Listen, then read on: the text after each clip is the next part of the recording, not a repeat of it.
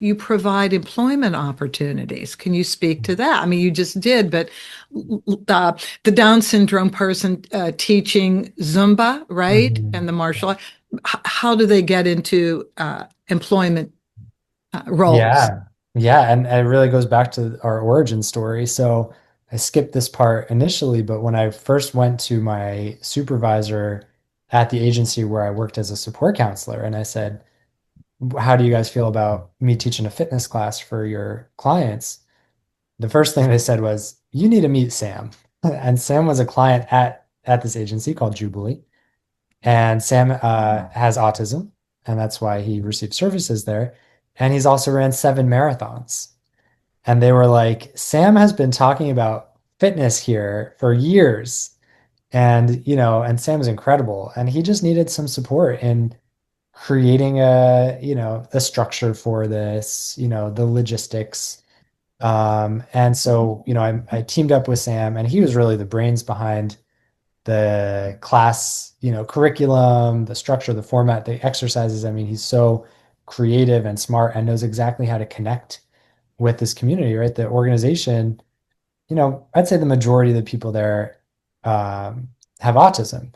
And here, who better to come up with a class that's going to really resonate than a self-advocate, somebody who's a good representation of them and their interests, And so he was so, every class had a theme. There was a superhero fitness class and an animal themed fitness Oh class. And, my, oh wow. I helped like, come up with how to put a structured exercise program to fit the theme, but the creativity was all him.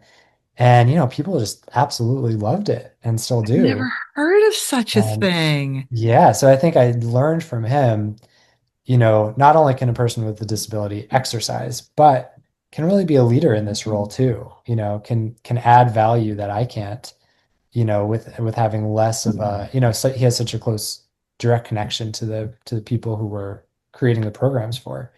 And so that was an important model that we've stuck with, right? You mentioned now we have Dion is one of our trainers. He's has cerebral palsy, and he teaches like self-defense classes. He's actually an amateur Muay Thai fighter. We have a Zumba instructor who has Down syndrome. She just has the best energy, amazing dance moves, and she's got the structure down. Why not? Do And they come to you with ideas, or do you look at who's coming and working out and kind of visualizing them in leadership roles? How does this work? yeah, I'd say a combination of the two. I mean, we're always looking out for people, especially in our classes or personal training. We can see people who are loving this